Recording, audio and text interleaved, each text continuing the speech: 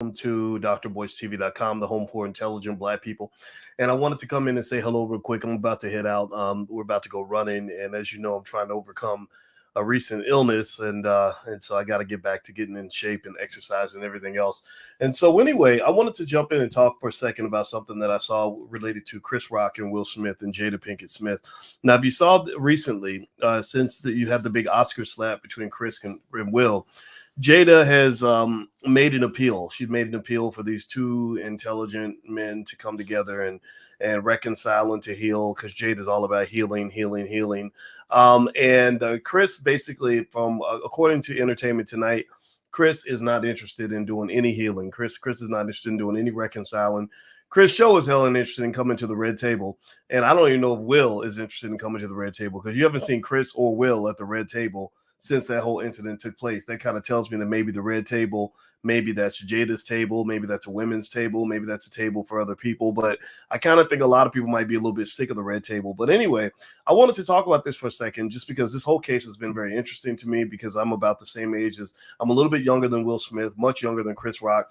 And I've also, as a black man and as a believer in the black family and supporter of the black woman, I was really curious about the reactions across the community to what happened. You know, whether or not people felt that Chris was justified to, or that he did the right thing by turning the other cheek, or if Will did the right thing by running up and slapping Chris. I personally don't believe that Will did the right thing, because I don't think that you achieve your goal if your goal was to keep your wife's name out of other people's mouths. Well, you didn't achieve that goal, because people were talking about your wife more than ever because of the incident, right? So ultimately, I'm not really sure if that accomplished the goal, but you can think what you want. But here's what I was also processing.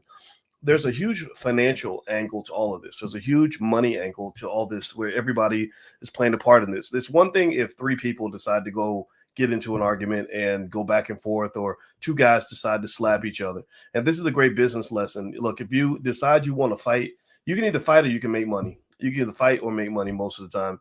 Sometimes you can fight and make money, but most of the time, if you're fighting with the people that you could be making money with, then you're going to make less money than you would have made otherwise, because it's going to cost you money to fight people who also have money. Like, so Johnny Depp and Amber Heard, they went to court. He was fighting with her in court.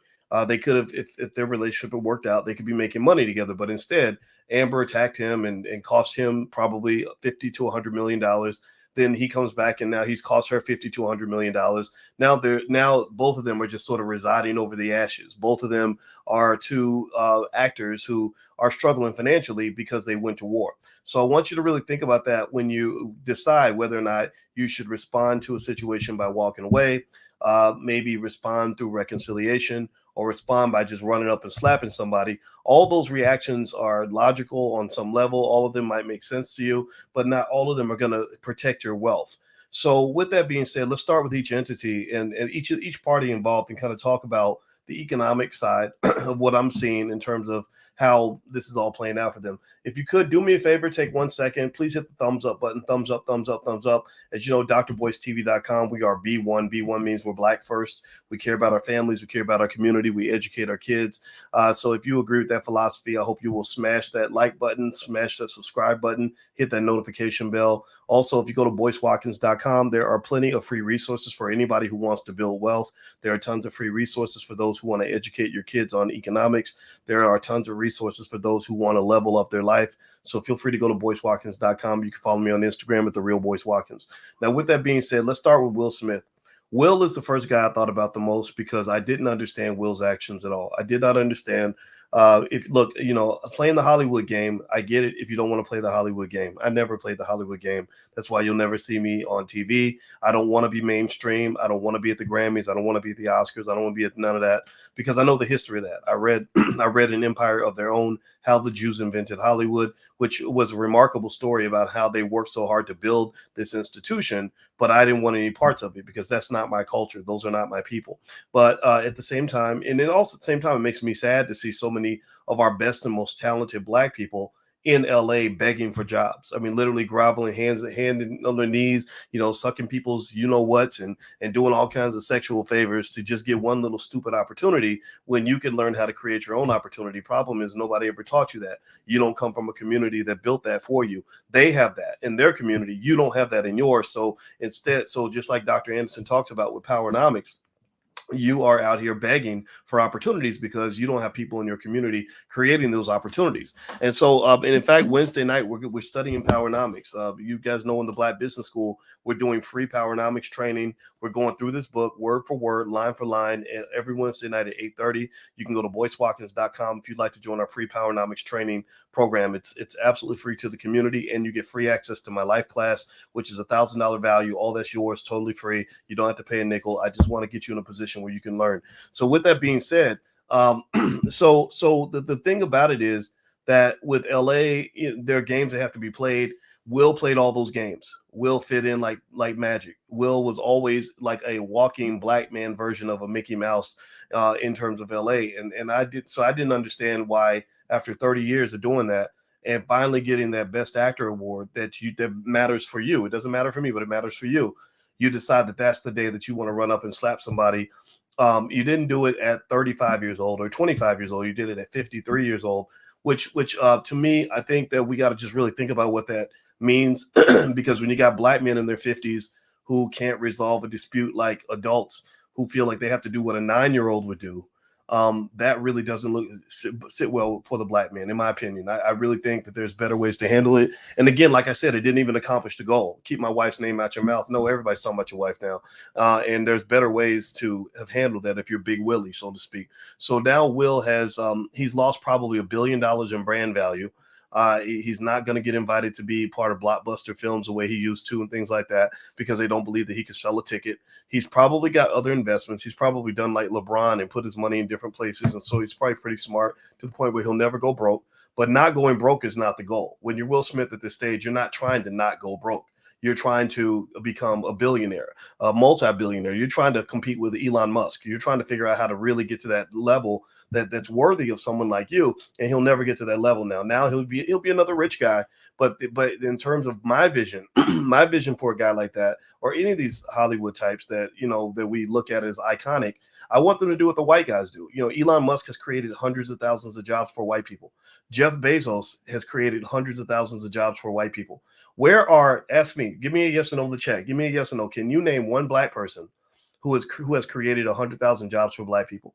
Can you name one black person who has ever in his or her whole career created 100,000 jobs for black people, or built 3,000 schools, or gone in and started helped start 10,000 businesses? Give me yes or no. I mean, 100,000 jobs. Now, somebody said Tyler Perry. Now, Tyler has done a decent job. I mean, he put on that Medea dress and he worked it. He had to pay a price for that. But really, even Tyler Perry, think about this. You probably can't name one single famous director or writer or act or producer that's come out of Tyler Perry's camp. Where's the next Tyler Perry? Where's the next generation? Who's the next great Tyler Perry type figure that's come out of Tyler Perry's camp? There's been nobody.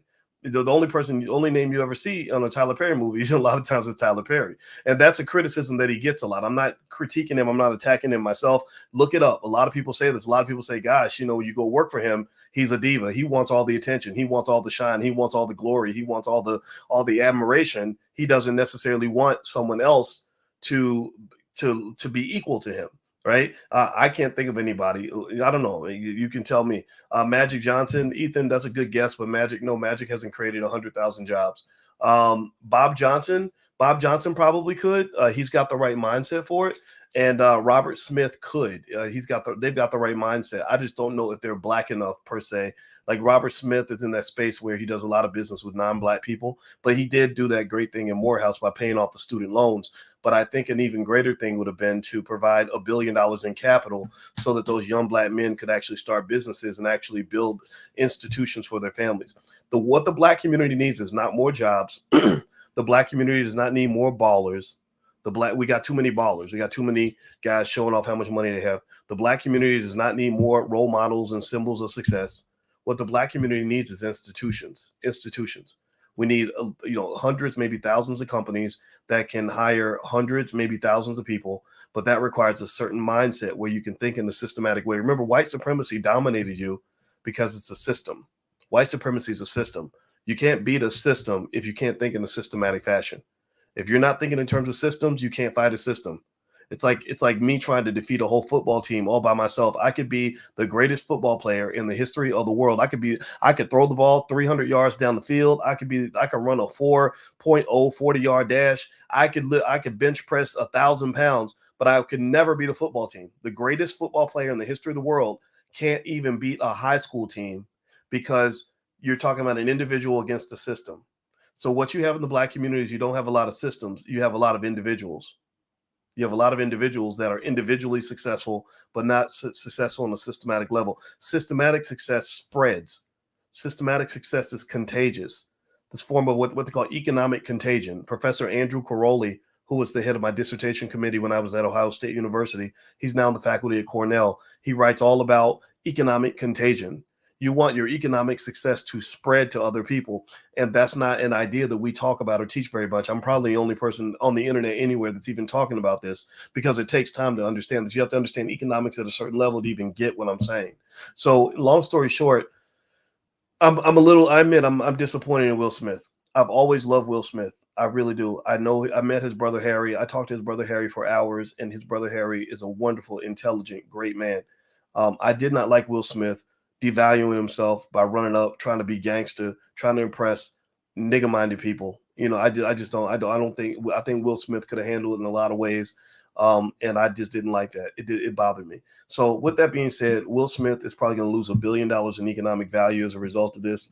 And that is what it is. Now, Jada, on the other hand, in terms of money, I think Jada is using this as an opportunity to build up her show. Everything, if you notice, every single thing that's happened with Jada in her life in the last 5 years has always circled back somehow to the red table talk.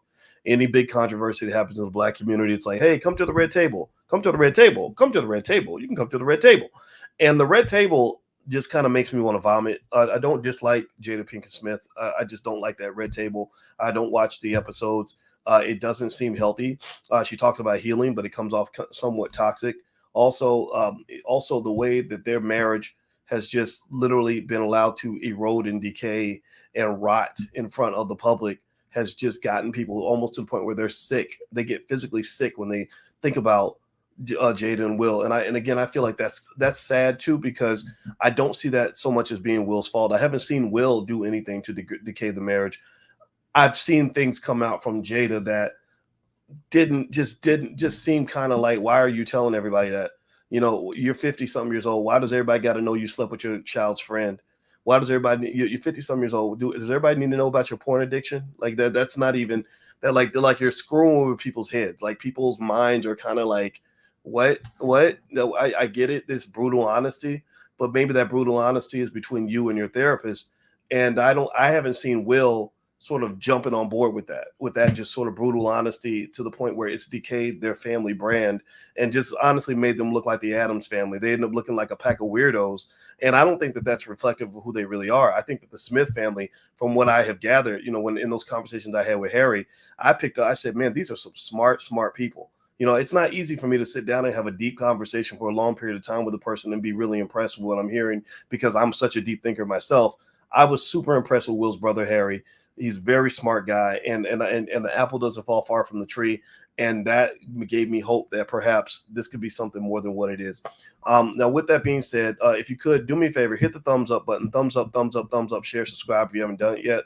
Also, if you want to join us for tomorrow night's Powernomics training, it's totally free. It's the Dr. Boyce Book Club. It's a lot of fun. Everybody loves it. Just go to boycewatkins.com. It's totally free to the community. And also, very, very soon, I'm going to do a deep dive, an options deep dive for those who want to learn more about options. And we're going to cover how to make money writing covered calls, how to make money every week or every month, whatever you choose, by basically buying shares of stock and then selling covered calls, how to pick the right stocks each week that you want to actually sell calls on, how to roll the calls over, how the options markets work, all that stuff. So I'm going to do that really soon. So if you go to boycewatkins.com and get on an email list, I'll email you when we're ready, when it all gets started.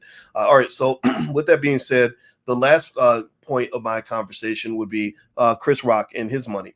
Okay, so Will is trying to protect his money. Will's probably lost $1 billion in brand value. Jada's trying to use this as a come up for her show. It appears this way anyway. And then you got Chris Rock. Chris Rock is sitting in the golden seat. Chris Rock gets to look like the innocent victim, which maybe he isn't. Maybe he isn't the innocent victim. He says a lot of smart alecky stuff. He runs his mouth a lot. But then again, running your mouth, some would say that doesn't mean somebody should be running up on stage and slapping you at the Oscars. But Chris Rock, because he got slapped and because he didn't retaliate, he's probably in the middle of negotiating a $50-100 million deal. Getting slapped that day at the Oscars in front of the world and then keeping it cool and waiting for the big payday, that was probably the greatest economic move that Chris Rock has ever made. I'm not kidding. This move, this one incident, is going to create about $200 or $300 million of generational wealth in the family of Chris Rock. If he was having financial problems before that slap, he ain't got no problems after the slap. His deal with Netflix, I'm sure the negotiation, the price shot way up. Will Smith's prices shot way down. Chris Rock's prices shot way up. Human beings in entertainment are like shares of stock. Chris's stock, in the eyes of white people especially, went way, way up. Will's stock went way, way down. Will and Jada's stock went way, way down. So Will, whatever he was negotiating for before all this happened, all those negotiations get cut off. Whatever Chris was negotiating before the slap, all those negotiations, he's getting phone calls all day the next day, the day after that, and the day after that. And now he's not taking those calls because there's a price reset. It's just like today with Novavax, a company I invested in, because there's new information coming out about whether or not their vaccine is going to get approved or not. There was a halt in trading. Trading just stopped because they know there's going to be a big reset in the stock price of Novavax as a result of whether this information is good or bad. Well, the same thing happens in negotiation over a movie or a stand-up comedy special or whatever it is. There's a halt sometimes in the conversation until they can reassess the situation and consume the new information. So for both Chris and Will, both of their whatever negotiations they were in probably came to a halt. Either for Will, the other party halted the negotiation. They said, whoa, you're still Will Smith, but whatever we were willing to pay yesterday, we're not willing to pay that today because now you're damaged goods.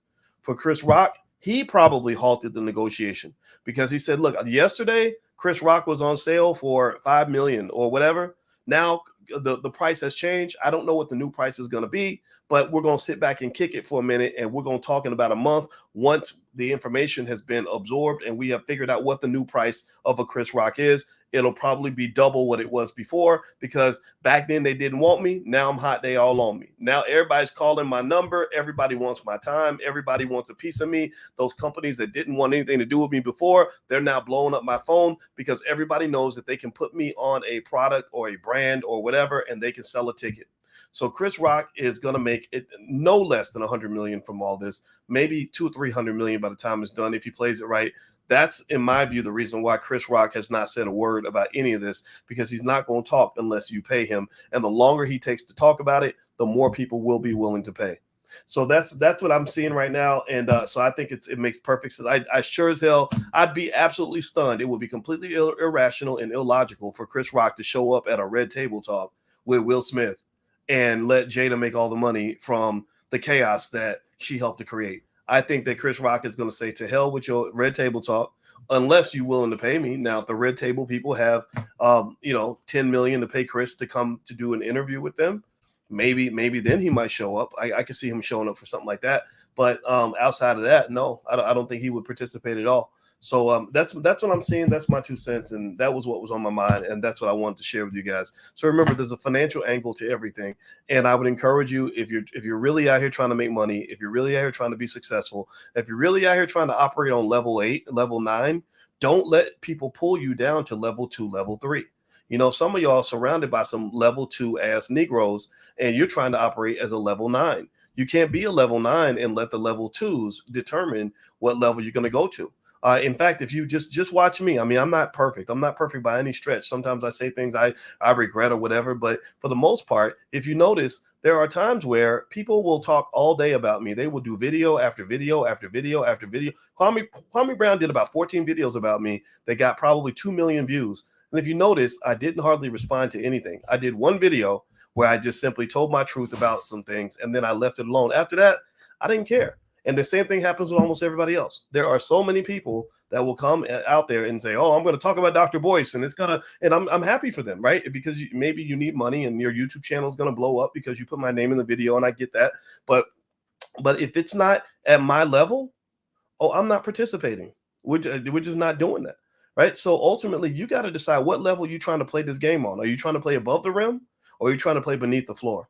And if you want to play the economic game above the rim, you got to make a conscious decision about what level you're going to go to in order to deal with whatever you're dealing with.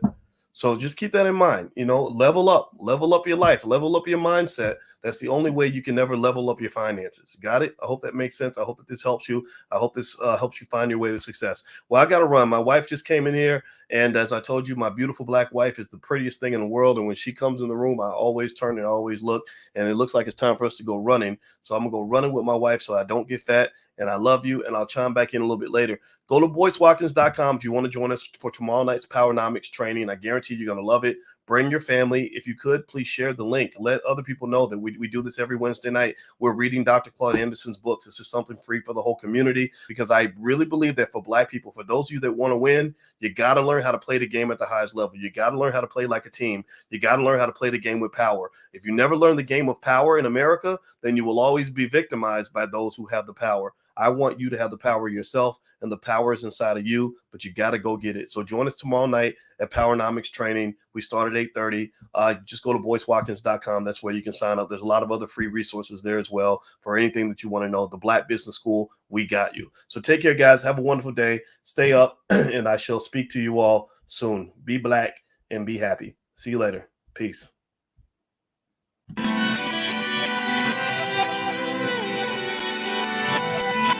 Here we are, clan the isms, cataclysm, great. Our people out here struggling, trying to make it in this state. Everybody out here doing it, but we the ones who late. Now family, we the ones who gotta delegate. Get that money in the power, never be fake. Stick to cosign for 3. What did he say? Create jobs, support our own. Educate the same and buy back your home. Got 3 degrees, triple 10. 3 PhDs, now we on the CNN. DBTV, let's talk about negligence. Ignorance is bliss, but we can turn it to intelligence. Believe none of what you hear, half of what you see. Let's break it down here on Dr. Boyce TV. Here we are.